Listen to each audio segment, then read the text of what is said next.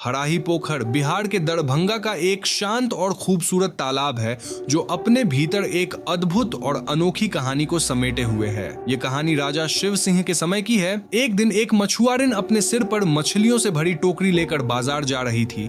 उसके साथ उसकी बहू भी थी।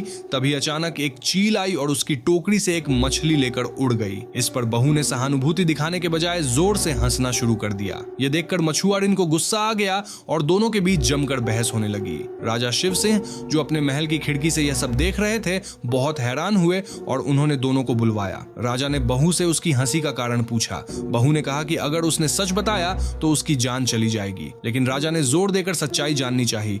तब बहू ने एक चौंकाने वाली बात बताई। उसने कहा कि अपने पिछले जन्म में जब युधिष्ठिर का राज्य था, वह एक चील थी। महाभारत के युद्ध के दौरान उसने एक महिला का कटा हुआ हाथ उठाया था, जिसमें 80 मन यानी लगभग 38 किलो का सोने का कंगन था और उसे इस स्थान पर लाकर खाया था। वह इसलिए हंसी क्योंकि आज की चीलें कितनी छोटी और लालची हो गई हैं, जो केवल एक छोटी मछली के लिए इतनी मेहनत कर रही हैं। ये छोटी मछलियां भी इनसे नहीं उठ पाती।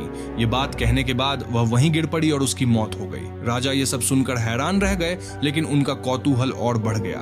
उन्होंने उन जगहों पर खुदाई करवाने का आदेश दिया जो बहू ने बताई थी। अंततः खुदाई में एक हाथ का कंकाल और वह सोने का भारी कंगन मिला। उसी तालाब को हराही पोखर नाम दिया गया, जिसने इस अद्भुत कहानी को दरभंगा के इतिहास का हिस्सा बना दिया। आज भी हराही पोखर सिर्फ एक तालाब नहीं है, बल्कि रहस्य, परंपरा और सांस्कृतिक महत्व का प्रतीक है।